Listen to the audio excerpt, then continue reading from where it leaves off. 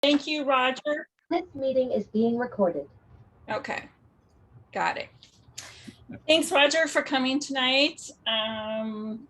Roger has served in his current position for 6 months, but this previous 6 years, he was with Gil Hauling, and which manages the current city's Citizen Convenience Center. And so he has a lot of experience with collection of different hazardous items. He's worked closely with the city of Sioux City in those years in an attempt to bring education and understanding to us residents, and he wants to continue that to assist the members, to also assist the members of the Environmental Advisory Board.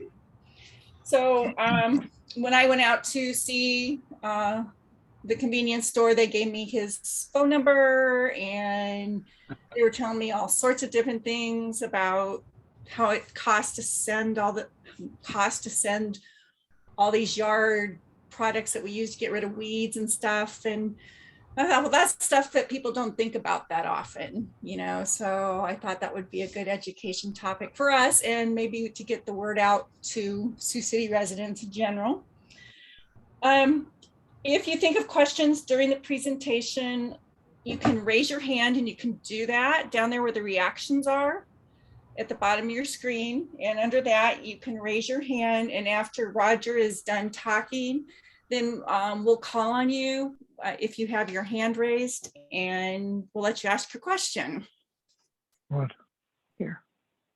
And so, Roger, thank you very much. We'll turn it over to you. Okay, thank you, Sarah.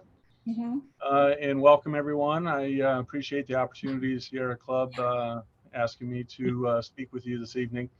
I put together a kind of a virtual walkthrough of the Citizens Convenience Center, so you'll get a touch of pretty much everything that is available out there as far as services. Some are fee-based, and some are actually free to the residents of Sioux City. So with that, let's get started. Roger, I forgot to tell them your official position. Oh, official position is Environmental Services Manager. I do dabble in the development side of things for stormwater, for new construction. So that is part of my job duties as well. Okay, thank you. Yep, you bet. So this first slide, you see the facility information and memo that we developed. Roger, we're not seeing the slides yet. Want to try that again? Yep. Sorry. We went through this earlier. Oh, it happens. It happens a lot. Yeah, I just got ahead of myself. So excited. Perfect. There we go. Okay, how are we doing now? Good on my end. Okay. All right. So you didn't miss much. So this is the first slide. Basically, it's an informational memo that was created based on some of the individual using the facility wasn't sure what to expect once they got there. So we wanted to try to get that educational information out ahead of time. So we developed this. We did a press release. We tried to disseminate this at the facility for reoccurring users. So as you can see, it gives the fees. You might notice on there that there's a 3-ton limit per visit, and that is to minimize some of the business contractors that bring reoccurring loads out. And the reason for that is the facility is permitted for 10,000 tons of waste per year, solid waste per year. And if we go over that, then the Iowa Department of IDNR will, could cite us for violation of our convenience center permit. So there are some of those regulations there. Also, that is included is for safety of individuals using the facility. It's requested that they use high visibility vests so that anyone outside the vehicle on the property can be seen more easily.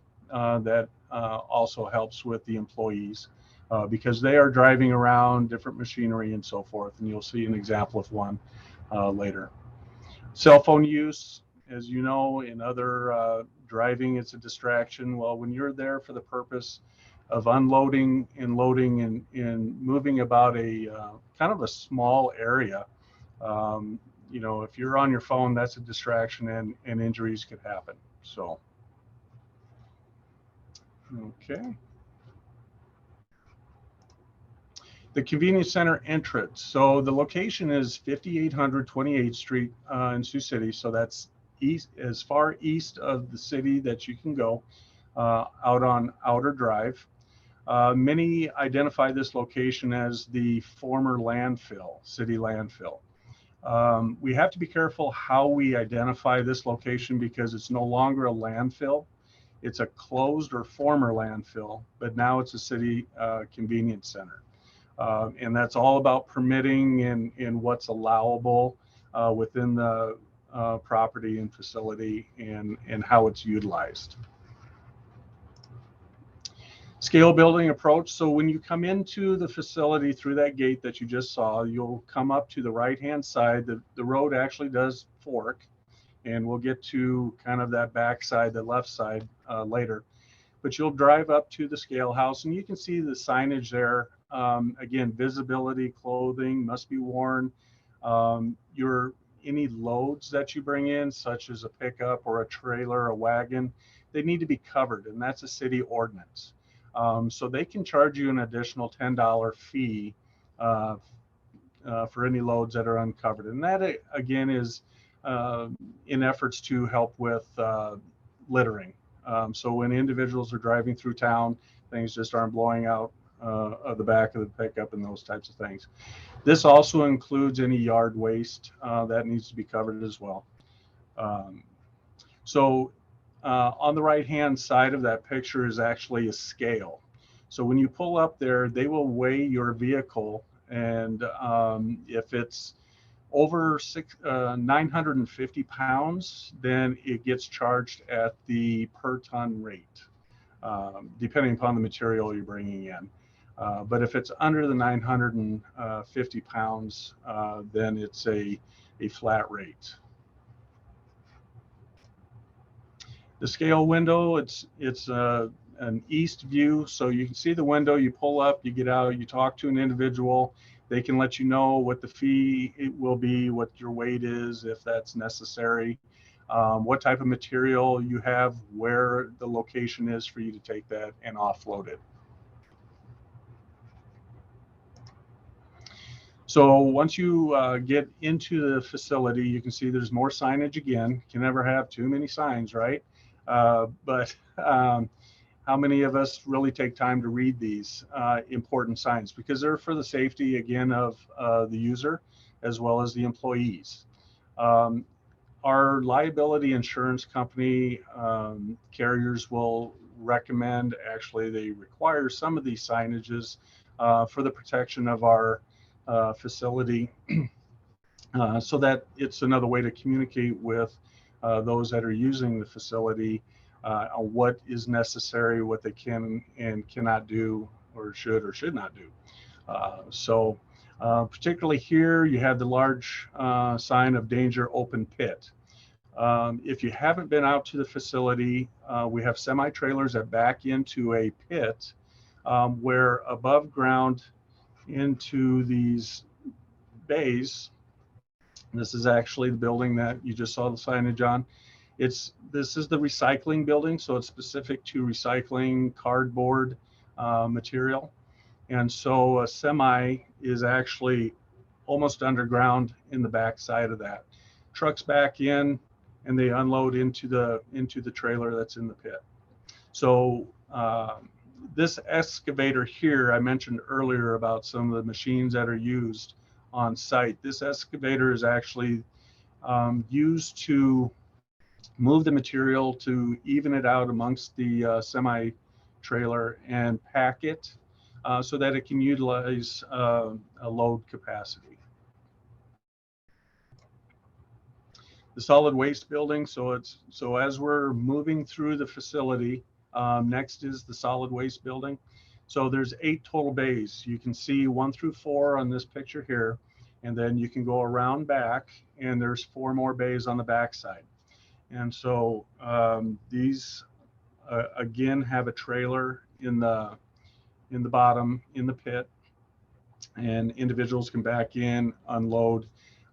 Majority of people will back in, unload pickups here.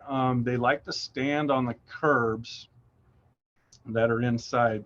So there's actually raised curbing so that people just don't drive back into the pit. And then there are also width areas to the bays to help guide them and keep them straight. So that they're not running off. So this one here is outside offloading area. So there are a certain number of dump trailers that come into the facility, and that was one of the items that was a concern when we had small commercial contractors coming in with trailers. They would sometimes come in with boarded up sides so they could get more material on their trailer, and then they would come in overweight. Well, again, we're limited to the amount of weight that we can take annually, and so some of those individuals can and were referred out to the LP Gill landfill in Jackson. Now, it came back that we were not accommodating individuals with dump trailers, which was not accurate, because there are a fair number of individuals that still come in within those weight guidelines and material guidelines. Individuals that bring in, such as during the summer, they may bring a load of shingles in because they're tearing off, replacing a roof. Well, that amount of weight that slides off and dumps into these trailers can actually damage the trailers, and so we needed to divert them out to Jackson, to the landfill out there. These trailers here are actually a walking trailer, so they hook them up to hydraulics, and they can unload the material by the floor, basically moving it out of the back end. So that's how those are unloaded. The front approach to the outdoor, so this is just the other side of what you just saw. Now you can see that there's a certain width and the curb that is here. So there are still some dump trailers that are not able to utilize these areas because of how they're designed. And so many of the individuals who are aware of that now go out to Jackson, and it's a $10 per ton fee less. And the purpose of that in Jackson is to try and help offset some of that cost that they need to travel out there. So moving on to the south of the property, you'll see roll-off containers. And the first one here closest to you is the tire for tires. And those are taken out to the LP Gill landfill for shredding and used as cover for the landfill out there. So basically it absorbs down as the compactors roll over them, and it helps secure the landfill cover. It's mixed in with dirt at the end of the day. The other 2 containers you see here are for scrap metal.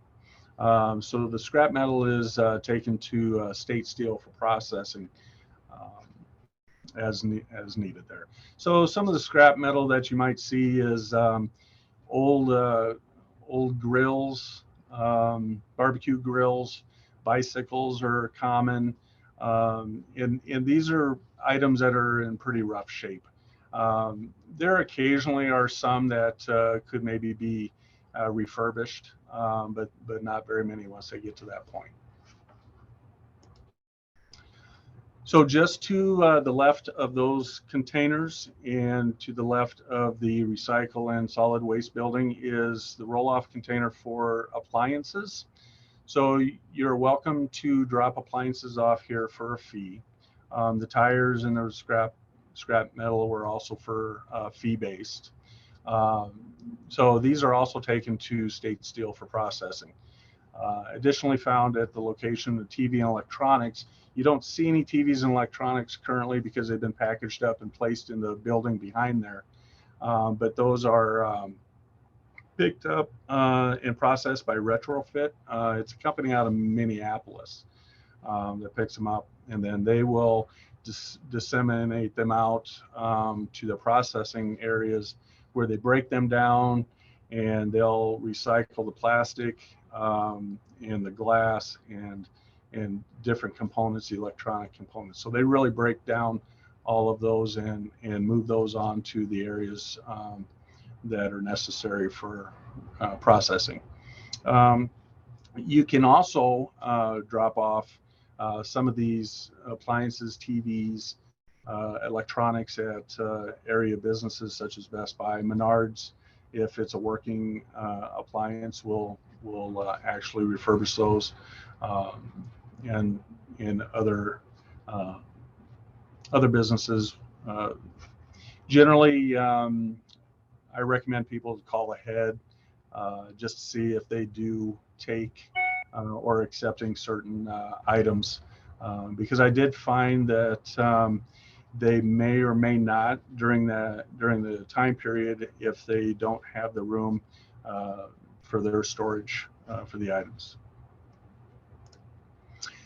So as we continue to move out to the east and south of the property, we find that you can drop off trees and yard waste. And so it usually is about a mile on the property to get to the tree dump.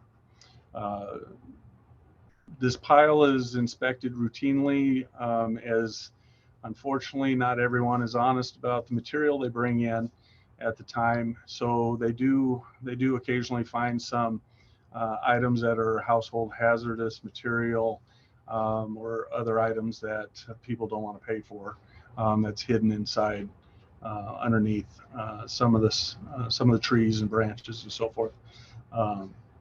So it is routinely inspected for items like that, because once the pile gets large enough, depending upon the amount of space, then they will communicate with the city and the fire department for a burn permit, and then they will burn the trees.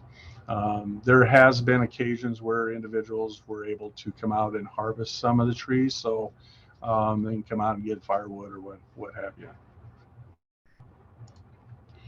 So here's the yard waste I was talking about, and this is actually to the south of the tree pile. It's in a separate area, and there is probably about 5 semi-loads of yard waste here. So I don't know if the picture does it justice, but there is quite a bit of yard waste here. This is a free service, so you can bring that out. There's a lot of the paper bags that you can pick up at Menards or Baumgart's or those areas to help bag up the yard waste. Currently, our department, Environmental Services and Wastewater Utilities, currently seeking a use for yard waste, leaves, small little wooded branches, and grass clippings. The department is currently recruiting an intern from the IDNR program to assist with the project. The project is actually breaking down the yard waste to create a biogas, and it is our hope that that can be a revenue source. but it's really in its infant stage. But we're optimistic that partnering with IDNR, we can make that happen in the future here. So on our way back to the facility from our mile trip out to the tree pile and yard waste, we come across a concrete pile. So many residents who redo backyard projects or need repair sidewalks or driveways can bring their concrete out here and drop it off here. Some smaller contractors will utilize this as well. Some of this material can be used for bank erosion fill for stabilization. So household hazard material. So we're back at this is actually the east side of the scale building. So we're on the back side now, on the east side of the property. Basically this is the drop off site. So when you want to come out and drop off any household hazardous material, such as cleaners, paint,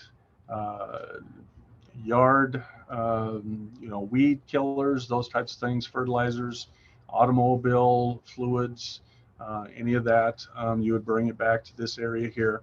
The services for this program is 9 a.m. to 2 p.m. on Tuesdays and Thursdays each week.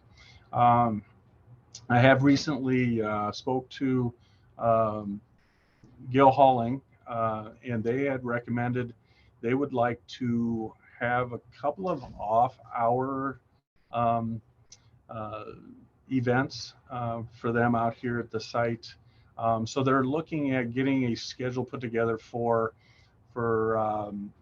maybe an early evening, maybe a 5 to 7, 4 to 7, something like that. So individuals during the week can bring items out to them, and they're looking at also doing a Saturday, maybe a 9 to noon, something like that. So that they can have that availability to those who can't make it during the week, which is a fantastic idea. I really appreciated their willingness to do that. What we really hope that individuals do with the household hazardous materials, when you go to buy cleaners and weed killers and fertilizers and those types of things, it's recommended that you figure out, exactly how much am I gonna need. Now we don't always know that because our projects sometimes turn out to be bigger than we thought, or maybe not as big as we anticipated. So any of that leftover item, we recommend check with your neighbors, check with nonprofits throughout the city, friends, schools, some theaters, check anywhere you want to try and find out if somebody can use that item, like paints.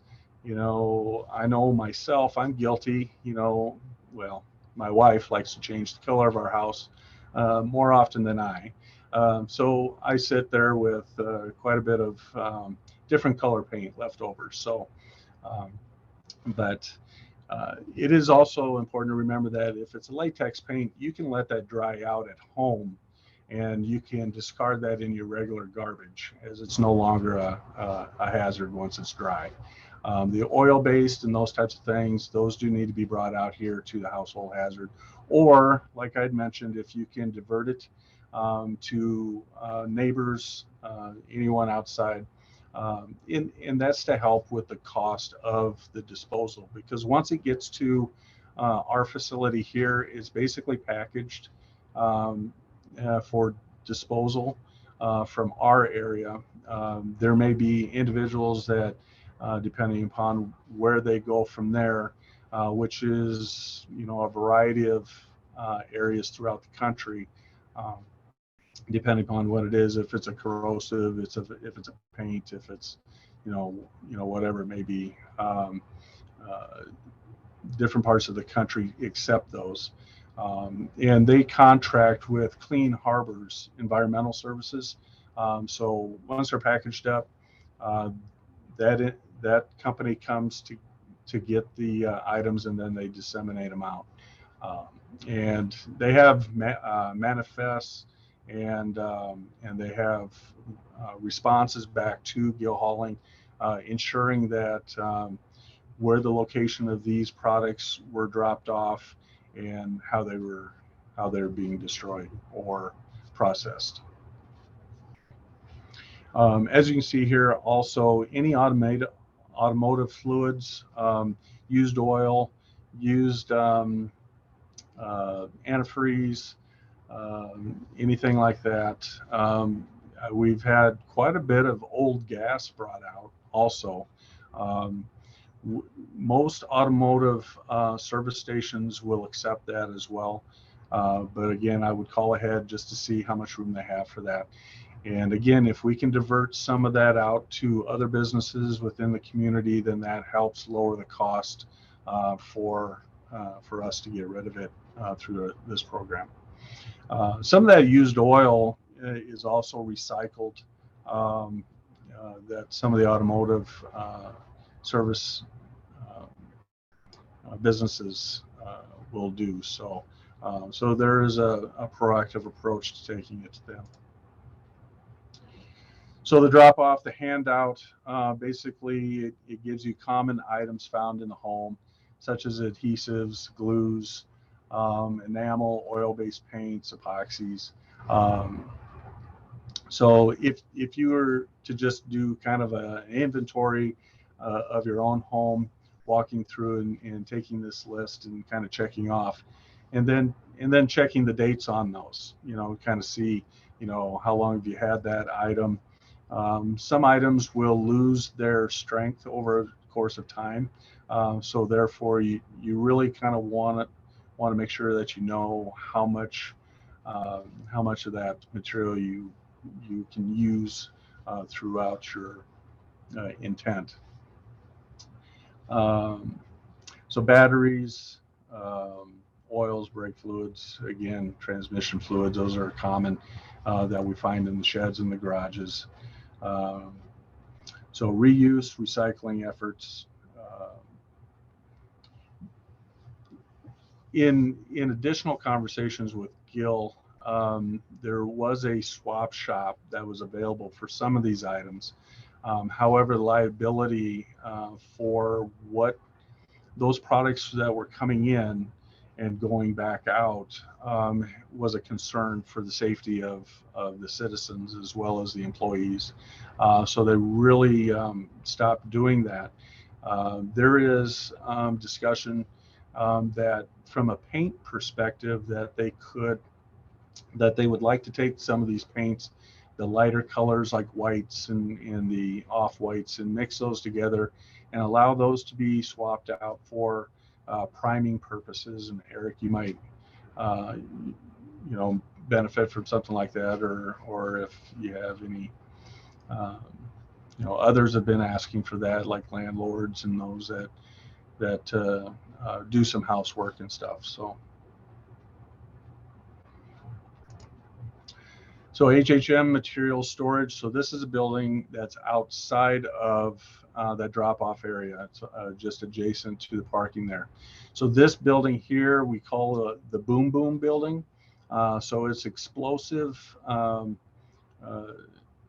It's there for explosive purposes to protect any items that may be volatile.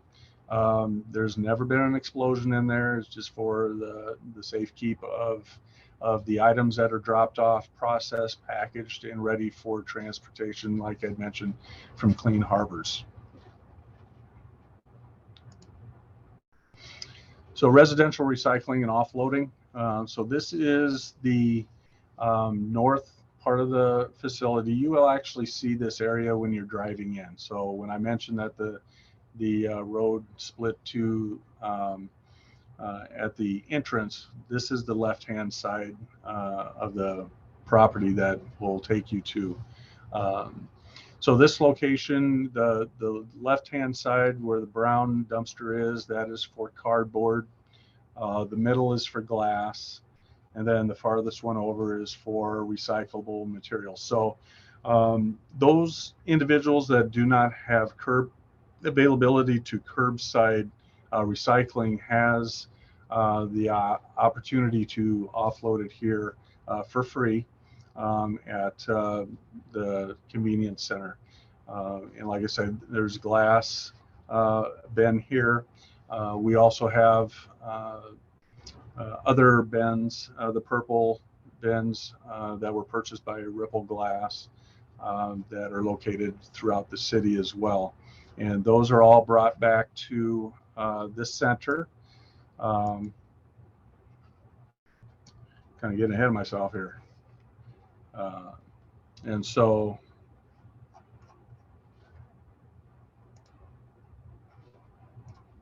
nope. Sorry about that. Okay. Okay. So from here, just finishing up with the recycling, this talks about the recycling on the curbside. So this is a general magnet that we had created that gives you kind of a general idea of what you can throw into your curbside recycling. So you have your plastics, and now you see no longer accepted are the plastic bags. We kind of talked about that earlier. And then the paper products, egg cartons. A lot of people still think that the styrofoam egg cartons are recyclable, but however, they are not. Those fall under styrofoam. So you want to make sure that anything that's paper is cardboard is acceptable as well. You see the pizza boxes here. There's sometimes trouble with the pizza boxes because they may have the grease that's soaked into them, and that's actually a contaminant. It a lot of times these get thrown away just because of the food and the grease that's soaked into them. The metals, you can see aluminum, the cans, empty aerosol cans. As long as those are empty, those can be placed in the recycling. And then tin foil. So your household kitchen tin foil is good. It just isn't the ones that you maybe cooked with because of the food. Could be a contaminant as well. So on the further right side, you can see what is not curbside, such as styrofoam, glass, electronics, light bulbs, liquids and oils, food, yard waste, textiles, clothing. I had a fair number of individuals try to recycle clothing in the recycle bin. But there are other locations throughout the city that can take these items. Styrofoam, basically light form in Sioux City. We work with them in our re-event, and they will accept styrofoam at their place of business at 1950 West 29th Street in Sioux. So it's like old Highway 20 outside of 29th Street. And they will accept it during business hours. The part of styrofoam that is recyclable, however, is it's got to have those little beads. It's got to be made up of those little beads. The smooth, like the packing peanuts that you see anymore, the smoothness of the styrofoam, unfortunately, that type of styrofoam is not recyclable, so they can't accept that. But you'll see a lot of the styrofoam that come in the boxes with the packaging boxes with TVs and those types of things. That's more of what they're looking for, or the coolers. So this is an example of some of the material I took a picture of out at the convenience center. Most of it looks pretty good. You can see the cardboard and stuff. However, they did use the grocery bags as part of their containment, which we can't recycle those. And then there is some styrofoam in there. But all in all, I have seen much worse. So some individuals have indicated that, Vans has said that we have pretty good recycling. which is true. Gil Hauling, and I worked with Gil Hauling, we made an effort to try to keep the material as clean as possible. Working with customers and trying to educate them on, what is good, what is not.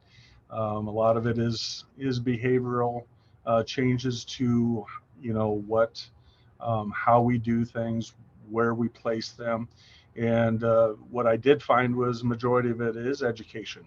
Oh, I didn't realize that was not, or, that is no longer. And sometimes the rules change, such as the plastic bags. I think that's probably the most recent change to the recycling. And then when we took the glass out of the curbside and moved it to a separate recycling container.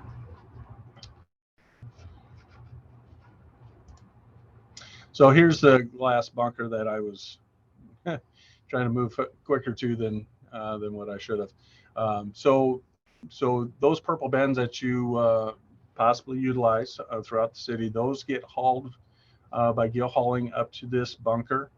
They get thrown in, and then it needs to be somewhat cleaned out, because they will have cardboard in there. People will throw plastic bags and a variety of other items that are not glass or should be in there. And so there's about approximately 20 to 24 tons that this bunker can hold. So you can see that it's maybe 1/3 full at this point. So each purple container is recommended to be hauled at about 3 to 4 tons, which is probably half full. In being half full, it's up to those doors, the sliding doors, if you're familiar with that. So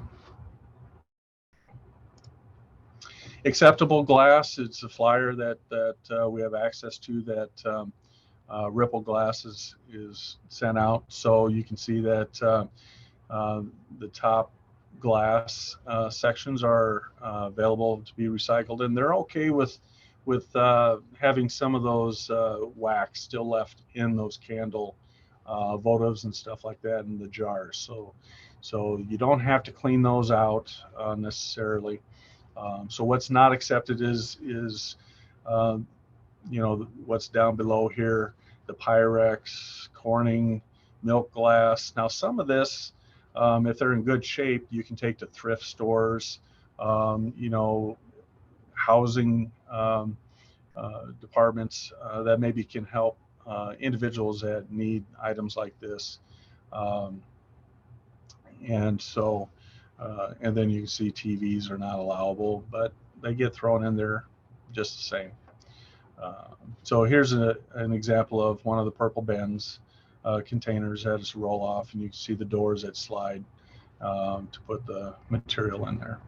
We are currently working with Ripple Glass in refurbishing and repainting the current purple containers that are out there. So they've been out there for about 5 years, maybe 6 now, and they're looking a little rough. So we're hoping to get those spruced up and looking good again. So approximate weights of material hauled. So the items that we went through the facility and talked about. So quarterly, there's about 30 tons of tires that are hauled. Appliances, 20 to 30 tons. Televisions, electronics, about 30 tons. Household hazardous material, 3 tons. Solid waste or trash, 1,000 to 1,200 tons. And this is quarterly again. So. And then recycling 150 tons, and glass about 100 tons per quarter. All right, that kind of gets us our virtual walk through the convenience center, and there were some questions that were asked ahead of time. I don't know if Carrie, you were going to do your presentation. Yeah, I can run through that real quick. I think it'll be helpful. That may help. That may help answer some of these questions as well.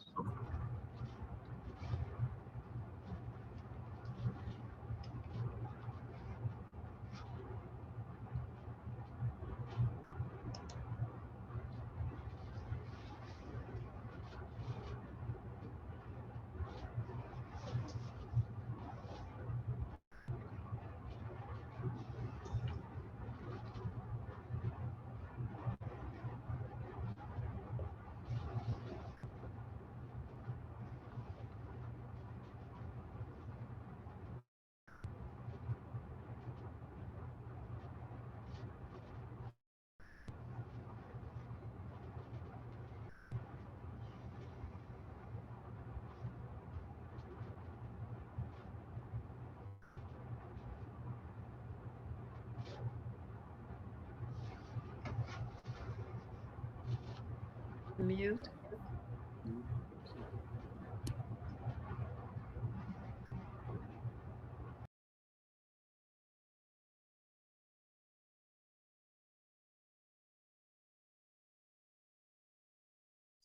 We can't hear you, Carrie. You're muted.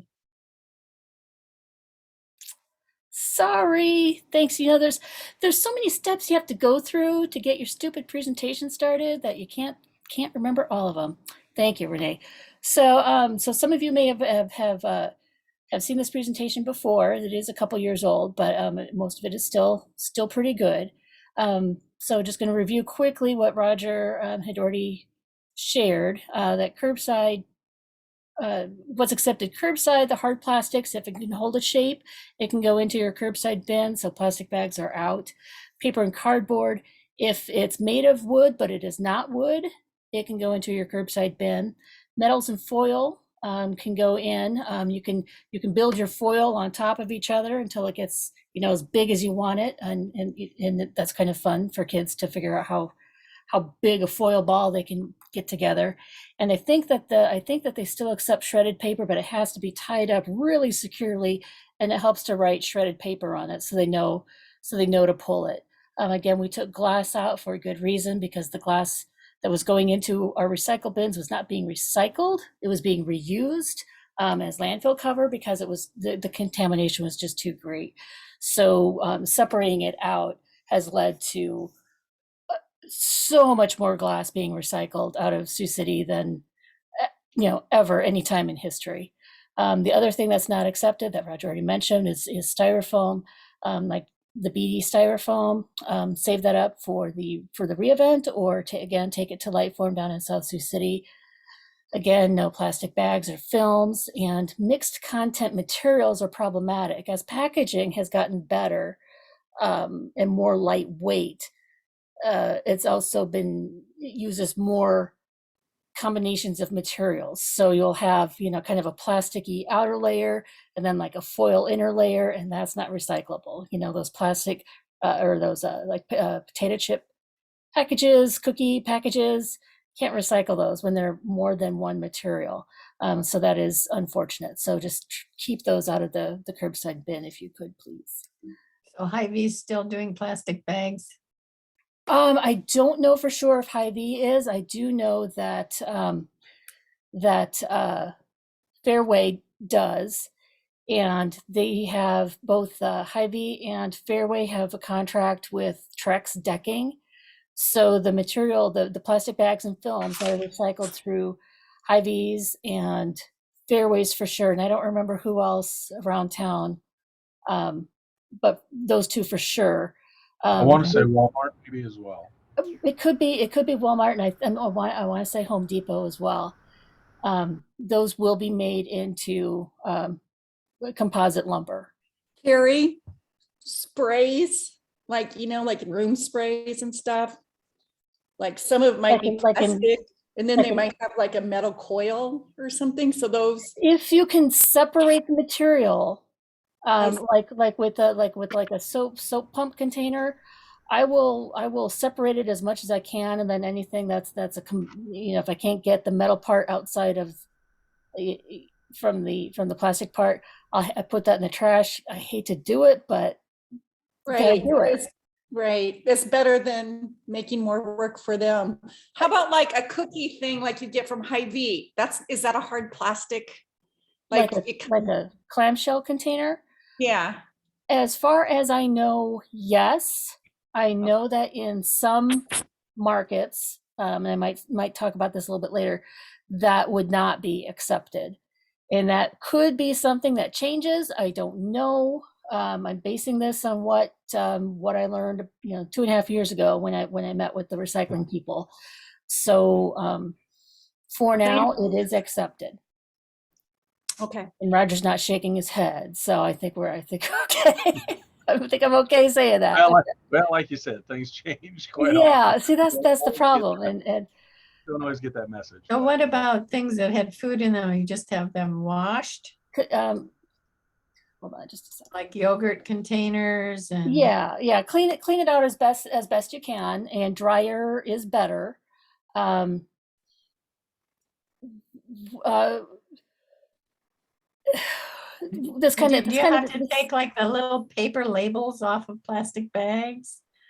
from the plastic, it's helpful, but during the presentation with the plastic film people, the Trex people, they say that they have products that if there is too much contamination in the batch of plastic films that they receive, that they just make it into an internal into a core of the product, of certain products. So you don't necessarily have to, but it is helpful too.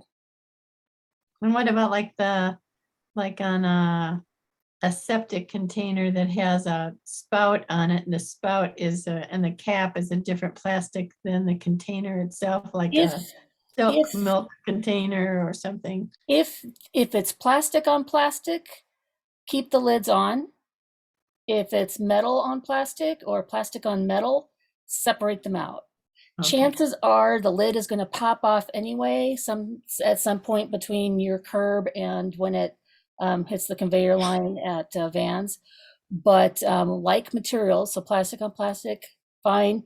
Other kind of mixed materials, keep them separate.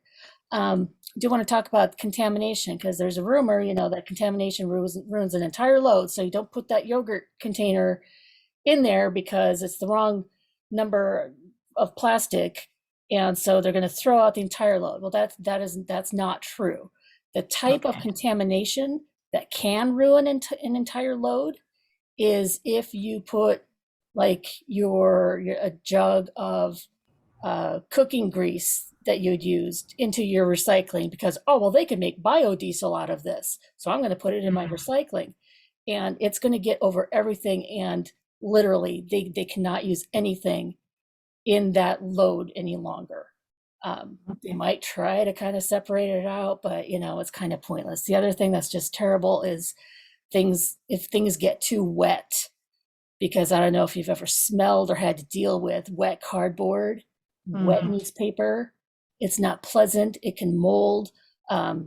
Yes, if you spread it out well enough, it can dry out, but chances are that's not a good thing. So make sure, try to make sure your milk cartons are as dry as possible. And there are people, we'll see in a minute, who are dealing with this material. So you want to be nice to these people, and you want to rinse out your milk containers, especially between like April and October.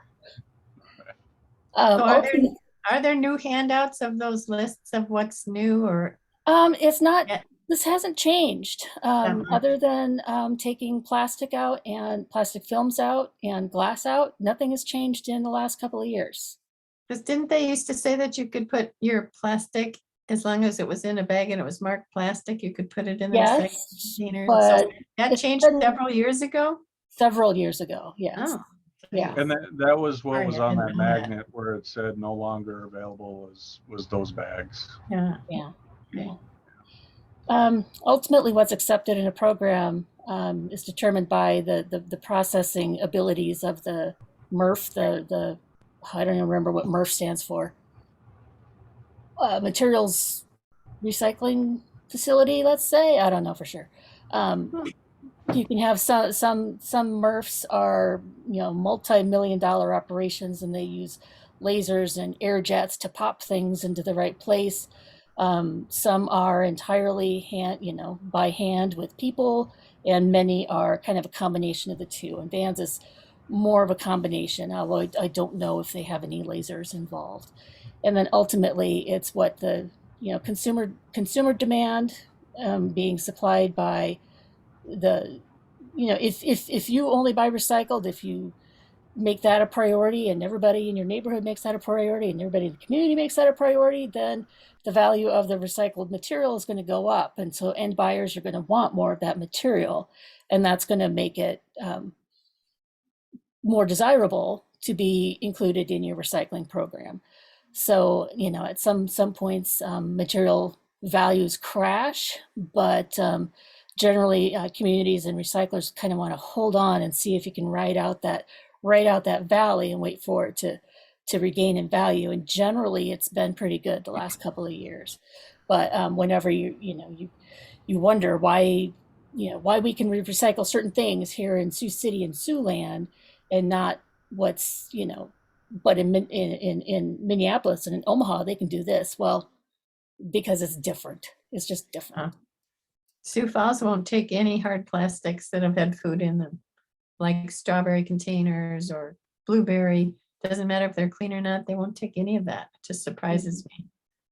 I believe they also may have a ban on cardboard in the landfill, and they have they do things differently. Yeah. They have a different waste management system altogether with multiple haulers, and the way their landfill works, it's just different. It's just different. Yeah. So the process, once your load leaves the transfer center and it heads north and gets dropped off at vans, it's going to be dropped off in this big bunker where they're going to load it onto this conveyor. And along the way, they'll pull out any big things. Like back over there in the corner, you could see like kitty litter boxes and laundry, like a laundry basket. They're going to pull that kind of stuff out because that doesn't need to go up the conveyor. Then they're brought into the facility. So I'm going up the conveyor. They're going to go up on this conveyor, and you see some people standing up there, and they're pulling out the stuff that is a contaminant, basically. So you see some plastic bags. They're going to maybe tear those open, dump them out. Sometimes, if they can't tell what's in it, they're just going to throw that out entirely, because people can be pretty terrible, and they can put some pretty awful things in a plastic bag and into a recycling container. So if they can't see through it, or if it's not labeled as shredded plastic or shredded paper, it might get just tossed out entirely. So then it goes up that other conveyor, and then it gets dropped into this big drum where it gets shaken around, and somehow by magic, some of the materials are separated. And I don't remember exactly what's being shaken out here, if it's paper or if it's cardboard. But you can see some of the process here yourself. It's pretty cool. It's a pretty cool tour. So if we ever do it again, it's worth doing. So there you can see like all the cardboard materials. Heavier material, yeah, like the cans, like tin cans that aren't made of tin anymore. But they'll shoot over that divider, and then the lighter plastics and paper will just fall through the bottom. Then once things are pretty much sorted, they get loaded into a baler, into these huge bales, and you can see the baler there. It's not that interesting. And then they're stacked and stored, waiting for the buyer to come pick them up. So here's your bale of a mixed rigid plastic, and you can see this one is mostly the big kind of material, the mixed rigid plastic piping, bucket lids, that kind of thing. And I think, let's see, a lot of kitty litter boxes that people love their tidy cats, I guess. Don't call Debbie, call Roger. that's the end of my slideshow. So we thought we'd just go through that real quick, because we thought it might answer some of the recycling questions that we had received. So I'm going to go ahead and turn it back over to Roger and Sarah.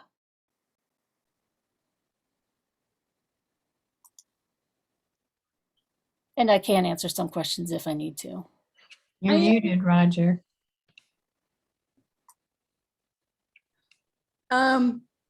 Carrie, how do I see who has their hands up? I think that you would see their hand up. I'll raise my hand so you can see what it looks like. Okay. I can ask a question too. Oh, I see your hand. Oh, and Jeannie. Okay, right. Go ahead, Carrie. Very good. Well, I'll ask the question that I already asked Roger earlier, so he knows it's coming. So since we took glass out of curbside recycling, how many tons of glass have we recycled in like the last, have we recovered in like the last 5 years? Oh, you're still muted. Let me see if I can get you unmuted. That's my fault. There we go. Yeah, since I think I mentioned the program started in 2015, 2016. So we're looking at about 5 good years. And I would say there's probably about 1,000 tons of glass that has been processed through this program that Ripple Glass has collected from Sioux City. Excellent. Thank you. Okay. Jeannie? Jeannie, did you have a question? I didn't have a question. I was just showing a hand. Okay. She was an example. Okay, Trisha? Trisha? Yep. Hi, Roger. Oh, hi, Trisha. How are you? I'm good. It's good to see you. Yeah, you too. My mom said to tell you hi. Sorry for hijacking this, everyone. So I have 2 questions. One, Carrie, I'm not sure which one of you can help me with this, but you know, when you said that we need to, can you guys hear me over the background noise? It's a little one. Can you guys hear me? We can over? hear them, but we can still hear you. Yeah. Okay, sorry. You know, when Carrie mentioned that in order to have more recycling happening, we need more of a demand for recycling. It made me think of there's a lot of state and local initiatives with government to, I guess, commit themselves to purchasing more local food. And I'm curious if you guys are aware of any policy initiatives whereby like local governments or state governments are committing themselves to buying recycled or prioritizing recycled materials to help, because they're a big part of our economy. Right. Yeah, I don't have any direct knowledge of that specifically, but it's worth asking and finding out, you know, kind of where people sit with that. Mm-hmm.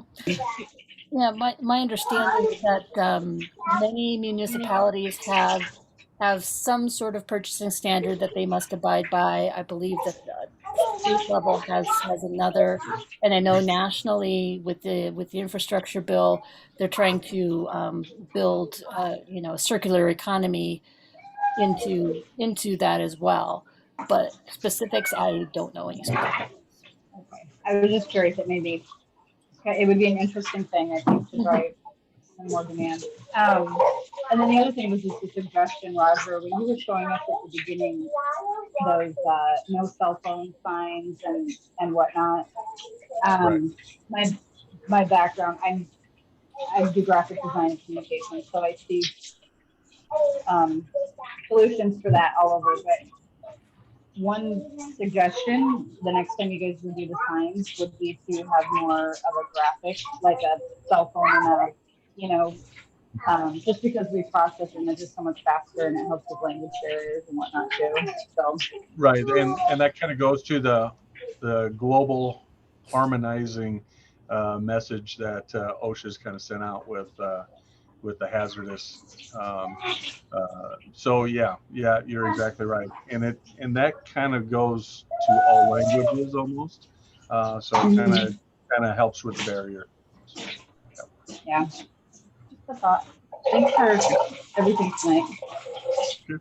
Thank you. And I don't know if this might be helpful for other folks, but the folks who manage, how do you want to say this, Roger? It's under different management now, basically. Right. So I know that there are some improvements being made, some changes being made. Hopefully they're improvements. Right. Right. Yep. Well, and I think that's kind of a benefit from where I came from, because I worked 6 years there. Yes, it's under new management. So Gil Hauling was bought out by Waste Connections. And so it's still, they kept the name Gil Hauling, but it's under Waste Connections management. So But there's still a fair amount of individuals there that I work directly with, and everybody has been open communication wise. We've had some of the Waste Connection leadership at our environmental advisory board meeting. And we talked to them directly about, maybe different options or what they're looking at to help with the recycling side. And, again, it goes back to communication, education, and those types of things. And certain level convenience, for the individuals to be able to do that, because if it's easy, more people will do it. And unfortunately, not everything's recyclable. So, that at times can be frustrating for people. But if we can get to a point where we can at least divert certain items that can't be curbside to other businesses in the community and help get those to the proper channels, the better, obviously, the better off the community is. So we are working together with Gil, and Gil is excited in doing that. So. Hey, Renee, got a question? Yeah, I have a couple. On the tree area, do they accept ash trees? Because I know, and you said something about people coming out to cut wood. I know that they're saying not to burn wood in your home that's from an ash tree because it could be spreading the ash borers. Right. And that is actually monitored, to my knowledge, what type of trees are harvested. But my understanding is that particularly during storms and those types of things, if trees are down and they need to be taken somewhere, they're brought out there. Okay, but yeah, you're right. And then the glass, is that being melted and made into more glass, or is it still just being crushed? The details of that, they vary. I think some of it gets melted down, others gets crushed, just depending upon what they want to use it for. I do know that they put some in roadways, and it kind of helps with the reflection. Some contractors will buy it and actually crush it up and use it for countertops, and use it that way. So those are pretty expensive, though. Yeah, Roger, I can chime in on this too. I did tour Ripple Glass a few years ago, just when we were making this change, and at that time they had contracts with Owens Corning and with I lost the name of folks. Beer company. Yeah, they originated out of Boulevard Beer, actually. So thanks to Boulevard Beer, they really started the whole Ripple Glass thing. But primarily, our glass is probably going into fiberglass insulation. But they do have these optical sorters where they can shoot off different colors of glass depending on the contracts. If they have a contract, somebody wants blue glass and green glass and whatever, they have the ability to do that. Okay. But it is I want to say 97% of the glass is recycled, and they stand behind that because they go out, they sweep up the dust and they use it. Wow. So the 3% that isn't used is I'm not even sure if they include like the Pyrex kind of stuff that comes through with that, but it's a pretty amazing process, really, and they do a really, really good job. And I'm not sure if this is still working, but before, whenever I'd have plastic peanuts, I keep them in big bags and I would bring them out to UPS and they would really be very happy to get them. Good. To use them for shipping. So sure. You could call them and see if they're still accepting that. But as long as they were clean, they were really happy to get it.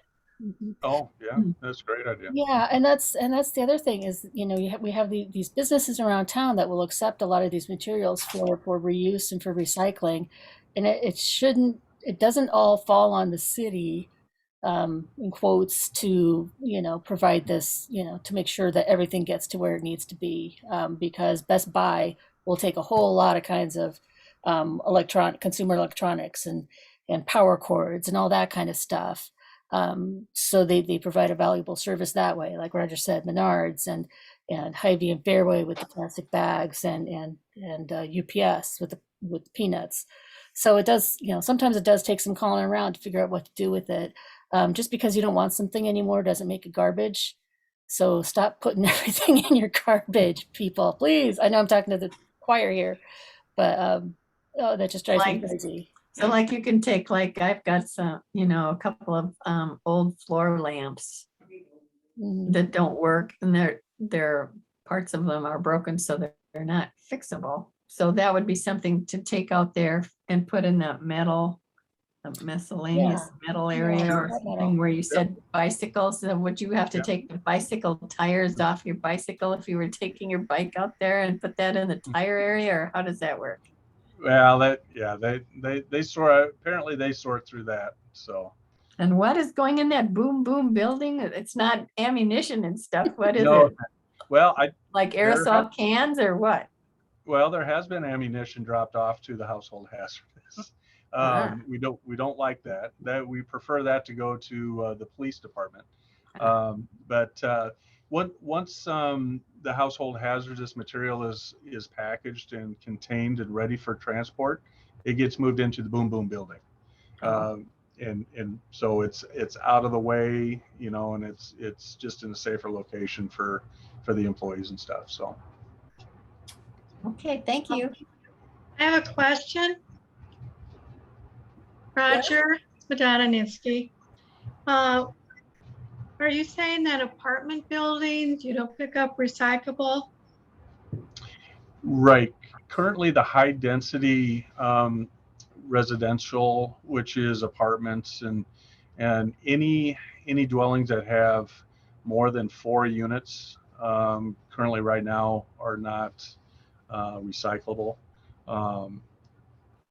There's been attempts over the years, similar to that as parks and public areas, and we just did a pilot project when I was with Gil with the city at Riverside Park to do recycling, and unfortunately there was just too much contamination.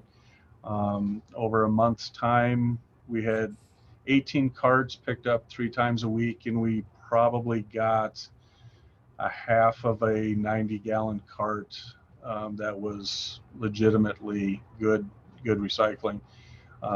Now, the park might have looked better litter-wise, but unfortunately, they were using the containers for it. So, there again, it's kind of a behavioral thing. If I see pink, I know that this trash can't go in there. It's only this, but it's educating as well as to, okay, what is that item? And so, that's the challenge that we continue to face in moving forward and trying to make it easier for people.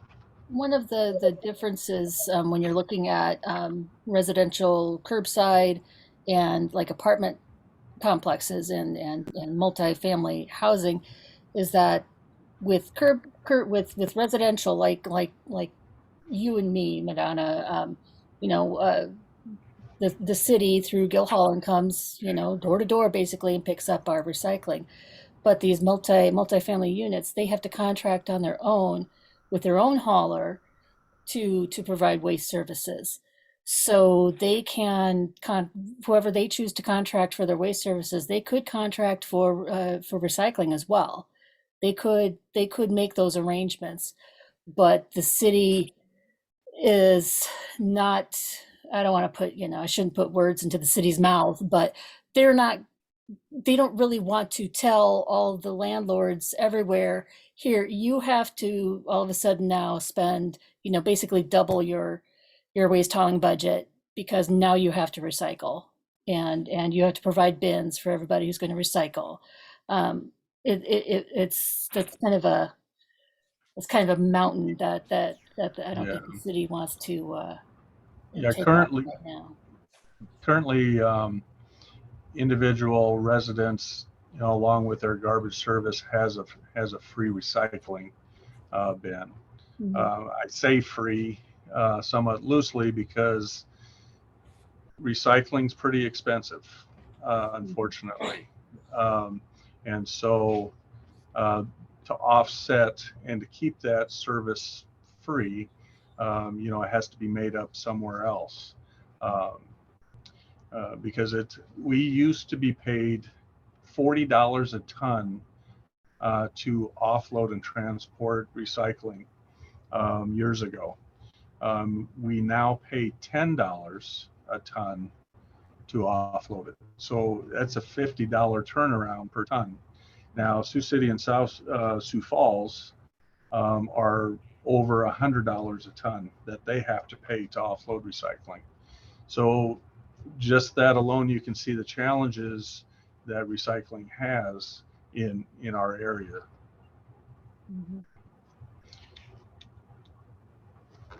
And the $10 a ton is because we do a good job in keeping it as clean as we can. So they don't have to, just as Carrie was saying in her presentation, is we want to, remind ourselves of where it's going and who is touching it next, because keeping it clean, means they don't touch it as much. And so it keeps the cost down. Speaking of clean, I do like you said, food stuff that doesn't, so like if you have a Chinese takeout, it's all paper and it folds up and you wash it out really good. It will dry in my recycling thing by the time I put it in. Sure. So that's fine, right? Yeah, you mean those little carrying white containers? Yeah, those little white ones. As long as it doesn't have the metal handle. Yeah, take off the wire handle. Yeah, yep. and make sure stuff that's like really goopy. Like I said, somebody might have to touch that later. So I'm always good at really like if it's the rice, that's good. If it's Mongolian, if the wire container is separated, can that be put in the recycling for metal? What container? The paper container, that little metal handle, can that be put in separately? If it's separated out, can that be recycled in metal recycling? I think that's probably going to be considered more of a metal and less of a recyclable, like tin or aluminum. So that might get more caught up into the system. Yeah, it's small enough that it could kind of get lost and be used. What is the metals you can and the metals you can't? You can do aluminum. All metals can be put into curbside. Right. But if it's like a saucepan with a whatever kind of handle that is on it, that's not going to go in. If it's got Teflon coating, probably not. Or if it's like a small coil or something that out of a spray bottle, would that be too small too, Carrie? That's probably too small. That's just going to fall through the system, end up on the floor, and get swept up somewhere. Okay. These are the details that trip us up. I know. Yeah. So what we do in my house is all that kind of stuff gets put into a bucket. And at some point during the year, we either call our, look online and find somebody who does scrap metal pickup, and then they'll come and they'll just take it because they want it, because that's money. It's a bucket full of money. Like state steel. Yeah, or if your husband works somewhere where they have a metal dumpster by chance, you can do that. Does Siouxland Recovery have a metal dumpster? I don't know. I'm mostly familiar with them for the cardboard. Yeah, the cardboard. Yeah, I'm trying to think. My husband is excellent at this metal stuff. He'll go down there and make $70 dropping off a bunch of metal stuff. Okay, so everybody, so Renee, call Sarah's husband when you have those little things that need to be recycled. Well, there again, it helps divert the cost of managing the convenience center if others can benefit from it. So does the city pick up stuff from commercial spaces like businesses? Right, Yes, no? cardboard recycling. Generally, it's cardboard. There's very little, if any, um, commercial recycling. It's mostly the cardboard from there's a lot of cardboard from like Starbucks and, the restaurants and those types of things. Because they would Uh, have bottles like in the bars. Hmm. Yeah, there's actually bars that will collect those and then take them to those purple containers and drop them off. So who takes wood, excess wood? Do they just bring it out to you? Access wood. Lumber, like Lumber. like Yeah. pallets? Yeah, You guys take pallets? yes, yep. Okay. Now, So why doesn't the city charge something on everybody's bill, even if it's only $1? That would give you something. Well, everybody's charged 13 something but, For yeah, for recycling? waste services. Yeah, well, Yeah, but- it's included. It's kind of wrapped into that. it's included in your solid waste fee, is what it is. So your solid waste fee includes the recycling. Mm, So Okay. Yeah, California just did where they're gonna have to compost now. And so they'll have to get charged they'll have to set in a separate thing and get charged for them to pick up their compost now for leftover like banana peels and yada, yada, yada. So that's what California's doing, but that's California.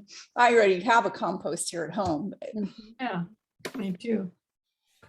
so interesting. Yeah. So that's really going to impact like the multifamily, condos and apartments. Those people in California who are going to have to, further separate their waste instead of just, Yeah. putting it Well, all we together. used to have a separate bin for yard waste. And I thought that worked really well. I didn't know why they stopped that. well, it actually benefited the landfill Yeah. for the yard waste because it helped create methane once it broke down. So there again, it's that biogas that our wastewater plan is wanting to, that project I mentioned earlier. Mhm. So that yard waste is actually, once that breaks down, creates a gas that could be beneficial. So, and that's what they used in the landfills to help create that methane. And then they harvest that, they contained it, and then they actually, over in Jackson, Nebraska, from that landfill, they powered the ethanol plant that was nearby. So is the city planning on going back to picking up yard waste separately? Because that way you'd have a whole lot more of it if you're going to use it for Right. Yeah. No. Because you had the trucks for it and you had the bins for it. Yeah. Right. Yeah. So there's discussions on what that might look like, and again, it's working logistics with Gil Hauling, what they're able to do, how we, so there's that's again in the infancy stage. Because right now everybody's putting their yard waste in a plastic bag and sticking it in the garbage bin, and it's really not doing anything for anybody. Frankly speaking, as somebody who has a double lot, you don't need to have a whole lot of yard waste if you do things kind of the right way. I know I don't have any yard waste. It goes in my So I wonder why you said that. Yeah. I would say 90% of my neighbors, maybe 99% of my neighbors bag their yard waste up and put it in their bin. Roger, we would love to have you come back when the intern gets on board. Yeah. And talk about the methane waste and that type of project. Thing. Yeah. Sure. Yeah, I could do the whole and actually I may have my supervisor Tom Pinkel kind of head that one up. That's his project, and he's more direct on the chemistry and everything on that. But yeah, certainly we would love to educate people on that project. Absolutely. What do you think, Carrie? Anybody, any other questions? Are we, Yeah, those got about a dozen people who are still sticking around. Feel free to ask ask a question. I mean, we're taking it all now. I did recently have an individual call about VHS cassettes. Yes, recycling. I've gotten that before too. What'd you Yeah, tell 'em? so, well, basically, you break those down and the plastic components are recyclable. But the tape inside is actually made up of a kind of a cellophane with a metal component. And so that could be contained and taken to our household hazard. Oh, okay. Yeah. So, Okay, well that's good to know because I will admit to have taken apart dozens and dozens of VHS tapes. I've recycled the casings, and I have at least one box, maybe two, of this tape that looks like it should be good for something. well, actually, if you have a garden, they said you can hang it, and as it moves in the Oh, air, it yeah. scares the birds away, so they don't eat your seeds and stuff like that. If it would work on starlings, I would do that in a second. I don't think Yeah, anything. I don't think yeah. anything scares starlings away. I don't think so. Like for 10 seconds. Where's Ruth? all right. I really enjoyed this. I think I'll think of 10 questions after we're done tonight. So we'll Well, put you have my email. yeah, we'll put you on speed dial. Okay. All right. Well, Thank- thank you very much, everyone. Yeah, Thank thank you, you, Roger. Roger. Thank you for educating us. We will be in touch at some point in the future. Thank you. You Thanks. bet. Absolutely.